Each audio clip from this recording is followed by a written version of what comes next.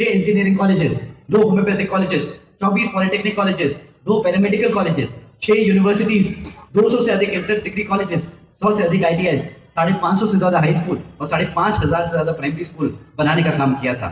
इतिहास में पहली बार कभी इनसे पूछेंगे कि भाई मेरे बच्चों के लिए तुमने पढ़ाई लिखाई के लिए काम किया क्या?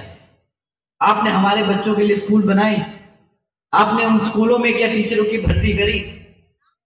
क्या रिजर्वेशन जो बाबा साहब ने हमें संविधान में दिया है उसको पूरी तरीके से इंप्लीमेंट किया? क्या हमारे युवाओं को जो पढ़े लिख कर निकल रहे हैं उनको रिजर्वेशन के तहत पूरा अधिकार मिला है? क्या उनको रोजगार दिया, सरकारी नौकरियां दी? साथियों, जब आप उनसे ये सब पूछेंगे तो उनके पास एक जवाब नहीं होगा, चुप्पी साधे खड़े रह जाएंगे। केंद्र की भाजपा सरकार अभी कुछ दिन पहले यहां पर आकर दिल्ली में जे कॉलोनी के जितने भी सब लोग थे उनको फ्लैट देने का काम कर रही है। मैं इनसे पूछना चाहता हूं कि आपको हमारे जे कॉलोनी के लोग 5 साल में एक बार याद आते हैं? जब चुनाव सर पे होता है दिल्ली में तब इन्हें झुग्गी झोपड़ी की कॉलोनियां याद आती हैं जहां पर लोग 5 साल तक सर्दी में ऐसी ढूंढते हैं, बरसात में पानी की बाल्टियां रखते हैं ताकि पानी टपकता है जब छत से, है? जब सड़क पे पानी भर जाता है तो कीचड़ में आना जाना करते हैं। इन्हें तब याद नहीं आती, परंतु आप जब आपका वोट चाहिए, जो आपको बाबा साहब की देन है, जब उनको वोट चाहिए आपका, तब इन्हें जे कॉलोनी के लोग याद आ रहे हैं। साथियों, कांग्रेस की भी यही हालत है। ये तो बीजेपी के हाल थे, कांग्रेस भी इसी तरह है। इनके बारे में अगर मैं आप लोगों के बीच में बात करूंगा तो इनका प्रचार हो जाएगा उल्टा। काम तो कुछ करते नहीं ये लोग। ये दोनों भाई आजकल फैशन खेल रहे हैं। कोई नीली साड़ी पहन के संसद में घुस जाता है तो कोई नीली टी-शर्ट पहन के बाबा साहब का चित्र पकड़ के घूमते रहते हैं।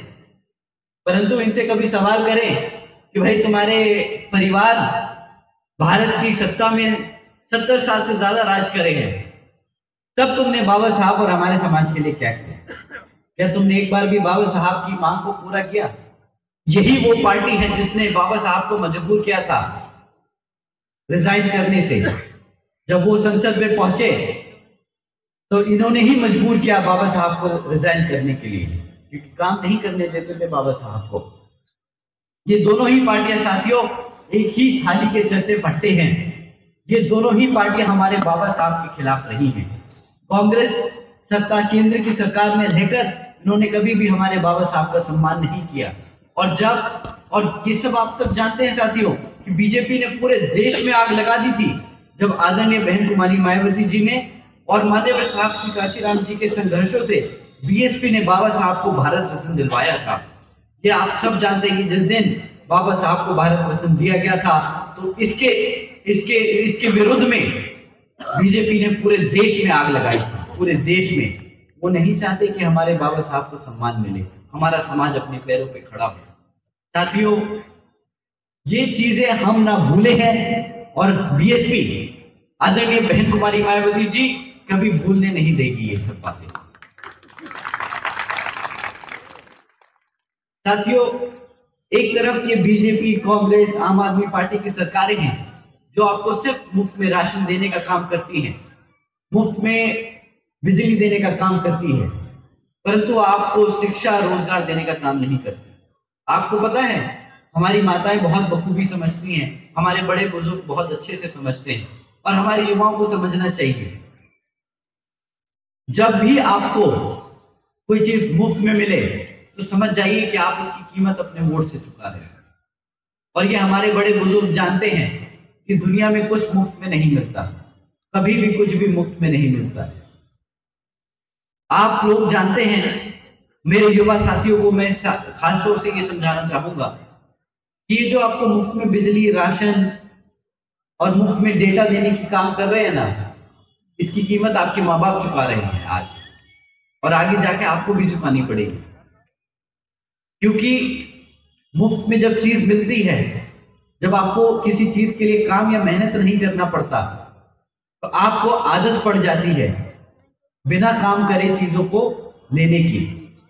जब आप काम करेंगे नहीं, जब आप मेहनत नहीं करेंगे, जब आप पढ़ेंगे लिखेंगे नहीं, तो जब ये मुफ्त का राशन बंद कर देंगे, मुफ्त की बिजली बंद कर देंगे, आप तो अनपढ़ रह जाओगे, आप तो बेरोजगार रह जाओगे, तब कहां से घर चलाओगे? ये हमारे समाज को अंदर से खोखला करने की सोची समझी साजिश है साथियों। हमारे समाज के बच्चों को पढ़ाओ मत, लिखाओ मत, रोजगार मत दो, इन्हें मुफ्त में डेटा दो, इन्हें मुफ्त में राशन दो, इन्हें मुफ्त में बिजली दो, ताकि इन्हें लत लग जाए, मेहनत करने की आदत छूट जाए। नाकाबिल बनाना है बच्चों को तो मुफ्त में चीजों की लत लगा दो।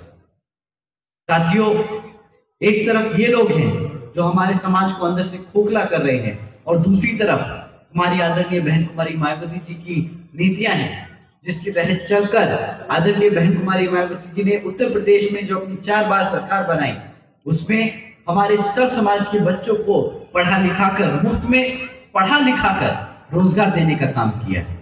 आप लोगों को जानकर हैरानी होगी कि आदरणीय बहन कुमारी मायावती जी ने सावित्रीबाई फुले बालिका शिक्षा योजना चलाई थी, जिसके तहत बहन जी ने 7 लाख से ज्यादा बच्चियों को 12वीं तक की शिक्षा मुफ्त में देने का काम किया था। ये मुफ्त की कीमत भी आदरणीय बहन कुमारी मायावती जी ने चुकाई है। 600 करोड़ से ज्यादा की लागत लगाई थी अपने बच्चों को पढ़ाने के लिए। साथियों, आपको मुफ्त में मिली, बट वो टैक्स पेयर्स ने 600 करोड़ रुपए दिए थे हमारे बच्चों को पढ़ाने लिखाने के लिए, ना कि बिजली में। इन्हीं बच्चों को अपने पैरों पर खड़ा करके एक उज्जवल भविष्य देने का काम किया आदरणीय बहन कुमारी मायावती जी ने। इतना ही नहीं साथियों, खाली बच्चों को पढ़ाने लिखाने का काम नहीं किया, इसके साथ साथ आदरणीय बहन कुमारी मायावती जी ने 6 engineering colleges, 2 homeopathic colleges, 24 polytechnic colleges, 2 paramedical colleges, 6 universities, 200 से अधिक इंटर डिग्री कॉलेजेस, 100 से अधिक ITIs, 550 से ज्यादा हाई स्कूल और 5,500 से ज्यादा प्राइमरी स्कूल बनाने का काम किया था। इतिहास में पहली बार साथियों, इतना ही नहीं, इतिहास में पहली बार बहन जी ने सारे सरकारी हॉस्टल्स में भी गरीब वंचित समाज के बच्चों के लिए 27% आरक्षण का भी इंतजाम किया था, ताकि वो सब बच्चे रहकर पढ़ लिख सकें। इतना ही नहीं साथियों, ये तो शिक्षा के क्षेत्र में काम किया बहन जी ने। आदरणीय बहन जी ने रोजगार के क्षेत्र में भी बहुत काम किया है। उन्होंने अपने 4 साल के शासनकाल में 90 से अधिक शिक्षकों को भर्ती किया, 1 लाख से अधिक सफाई कर्मचारियों को रोजगार देने का काम किया, 2 लाख से अधिक जवानों को पुलिस फोर्स में भर्ती किया, 30 लाख से अधिक हमारे अपर कास्ट समाज के सभी कमजोर भाइयों को, बेरोजगार भाइयों को सरकारी विभागों में विभिन्न नौकरियां देने का भी काम किया है। इतना ही नहीं साथियों, बल्कि बहन जी के शासनकाल के दौरान बसपा की सरकार के नेतृत्व में कृषि एवं संबंधित कार्यों में भी मिनिमम वेजेस को 55 रुपए प्रतिदिन से बढ़ाकर 100 रुपए प्रतिदिन करने का काम किया था। और अन्य पिछड़े वर्गों के लोगों की क्रीमी लेयर की वार्षिक आय को भी 3 लाख रुपए से बढ़ाकर 5 लाख रुपए करने का काम किया। साथ ही साथ बहन जी ने गन्ना खरीदी के दामों को भी रातों रात दुगना कर दिया था। साथियों, बहन जी के गवर्नेंस मॉडल के तहत चलकर ही बीएसपी की सरकार ने प्रदेश के सभी समाज के लोगों को अपने पैरों पर खड़ा कर उनको स्वाभिमान से जीने का अधिकार दिलाया है।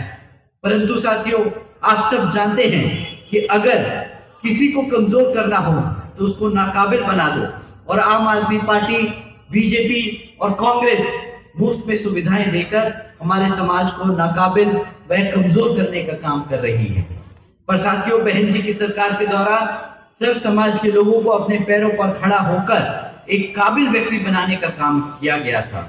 एक तरफ आम आदमी पार्टी, बीजेपी और कांग्रेस आपको गुलाम बनाना चाहती है, तो दूसरी तरफ बीएसपी की सरकार आपको और आपके आने वाली पीढ़ी को एक काबिल व्यक्ति बनाना चाहती है।